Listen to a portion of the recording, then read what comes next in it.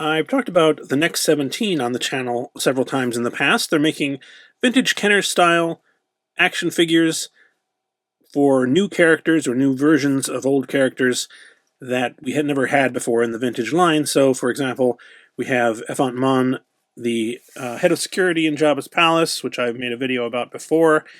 Never had a vintage figure of him, of course, and it took a long time to get a regular series 3 3/4 inch figure of him. But now we have this very credible vintage style figure of him that we can put in our Jabba's Palace displays. So I think that's really cool.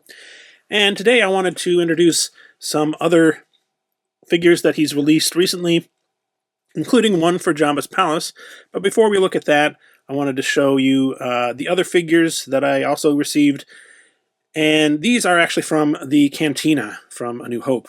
So let's look at those first. So these are the figures from the Cantina that I'm talking about. He also has released some other Cantina figures, including Malik, the Devil Man, Wooher, the bartender, and the Wolf Man. I guess, let's see, his name is Lak Srivak. Full disclosure, I had to look up a lot of these names. But anyway, these look really cool as well. I don't have them in my possession, but if you're interested in making a full Cantina display with vintage style figures, they're definitely something to look into. One thing you may not notice right away is that these actually are all using the same body. In fact, I didn't notice it right away either, but they're all using the same exact mold for the body, but they've been painted in different ways, and they also have different soft goods. So like, this guy here, Dr. Evazan, even though he is using the same body, this vest really does a good job of kind of hiding that. And, the reason for that is just that the molds for these kind of figures, the metal molds, are extremely expensive to produce, so it makes sense to reuse as much as you can, I think. But anyway, these are the 4 Cantina figures. We've got, let's see if I can remember the names here. He says, looking off at the cheat sheet. This is Hem Dazon, yeah. This is one of the guys from A New Hope. We have Dr. Evazan, of course. We have this guy who I was not really familiar with, but he's from the Clone Wars cartoon. His name is A. Less. And then finally we have this guy right here, whose name is the following, Feltypern, which I totally knew. Anyway, I'm kind of joking about this, but I'm very familiar with these sculpts from the movie, but in terms of their actual in-universe names, not so much. Well, Dr. Evazan being the exception. Let's look at these individually, because I was actually really impressed with these. If we look closely at this guy, for example, at Hem Dazon, you can see it's a really, really good sculpt, I think.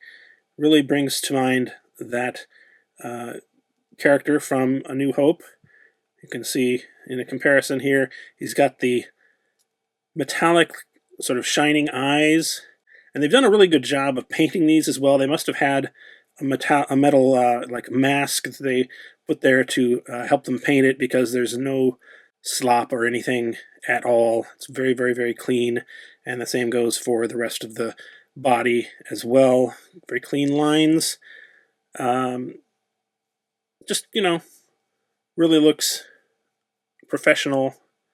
And, it is. It's made in a factory, not 3D printed or anything like that.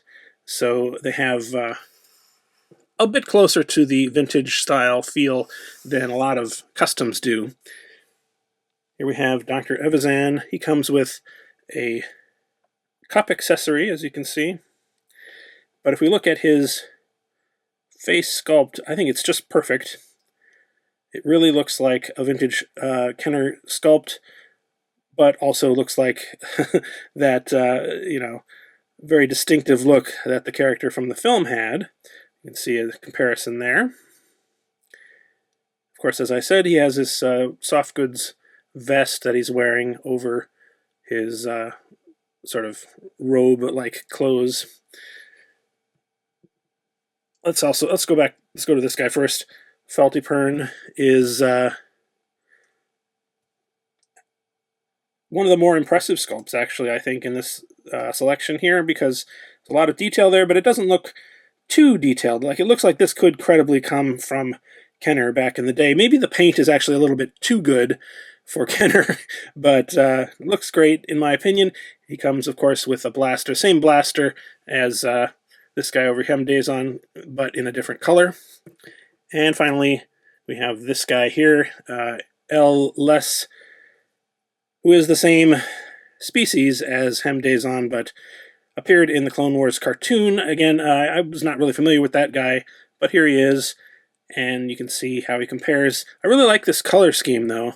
This color combination, it looks really distinctive. He is dual-wielding two of those same blasters, which is actually kind of cool. So that's the Cantina selection here. These are available right now on the Next 17 website, and you know, feel free to check those out if you're interested. But what I wanted to show you even more than that was a new Jabba's Palace related figure. So this is the figure I was talking about. This is Hermi Odle, who was Jabba's kind of weapon master, I guess. So at least that was the story. They came up with him after the fact. He was most memorably in a scene with a Man where they kind of revealed Han and Carbonite, and he was off to the left side and kind of looked looked over, and you know, he was in the background of some scenes, but not really the most major character in the world. And that probably explains why we've never gotten a vintage version of him. Although they did make a Man, you know, in the Kenner line, so it's not out of the realm of possibility that they would have made Hermi Odle as well. And I think if they had, it would have looked something like this. You can look at him a little bit more closely. You can see he's got this very distinctive, like, I don't know how to describe it exactly, but kind of a mooshed-in, all, you know, Picasso-esque face where, you know, he's got ears here and eyes here and here. Everything is off kilter a little bit. He's got his tongue sticking out. And, you know, if we compare him to the actual guy from the film, the actual costume, I think this is a pretty good Kenner version of that costume.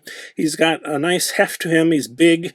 In fact, if we compare him to Effant Mon, he's actually bigger than him by a little bit, and also, you know, bigger in this dimension as well. So pretty impressive, actually. This, I think, would look great in the sort of back of a vintage Kenner display, and that's what I'm going to be doing with mine. Anyway, this one, if you look on the Next 17 website right now, he will be listed as sold out, but that is not actually accurate as far as I understand it. He hasn't really started selling in earnest. They had some come in, but they've been having some supply issues, I guess, from the factory in China, and so they've been waiting for the main batch to come in. So if you are interested in buying him, what I would probably do is go and follow the Next 17 on some kind of social media, whether it be Twitter or Instagram or whatever, and they'll probably announce when they do become available. Otherwise, you can sort of check back at the website and see if and when they come in stock. Now, in addition to Hermi Odle himself, there's a couple other things related to Jabba that they also have. One of them is a thermal detonator accessory that's sold separately, and this has a kind of handle on the bottom that allows a vintage figure to hold it, so that would be a great you know, pairing with Leia. This looks actually really good. The paint on here is very nice and clean. If anything, it's a little bit too good for Kenner, but you know, they probably would have given us just a plain plastic detonator if they had made one. They also made this Wart. Wart is a kind of an alien creature that lived around the palace. They made a big one and a couple of smaller ones here that are in a set. And in addition to this, they have what they call a slug, but it's actually Goel, kind of slug-like creature that was attached to the roof in Jabba's palace. Unfortunately, I don't have one of those because they weren't available at the time that they sent these along to me, but I actually do want to try and track one of those down as well. Those are available in a set with these, as I just said. In addition to The figures themselves, you do get, for the Cantina ones anyway, a nice little Cantina backdrop that's cardboard that you can kind of, put in front of, put the figures in front of and display them that way. And as I showed you earlier, they have this little sort of cardback style cheat sheet that shows some of their other releases, so you can check those out as well. I'm really impressed with this latest wave in particular. I think they did a fantastic job sculpting all of these in the vintage Kenner style. I think these are very credible versions of these characters. And, if you're interested, check them out. So, anyway, I just wanted to show off these new figures. It's always exciting when we get a new character for the Palace, or indeed for the Cantina as well. And I hope you enjoyed taking a look at these. I'll put a link to all of the relevant sites and so forth in the video description below. Thanks again to the Next 17 for sending these along for review. And thanks as well to my patrons for helping to make this video possible. This includes my Hut royalty, such as Angelica Brady and Jesper Murtu, and the other Palace VIPs that you see on your screen right now. If you'd like to know how you could help support the channel for as little as $1 a month, you can click the link in the video description.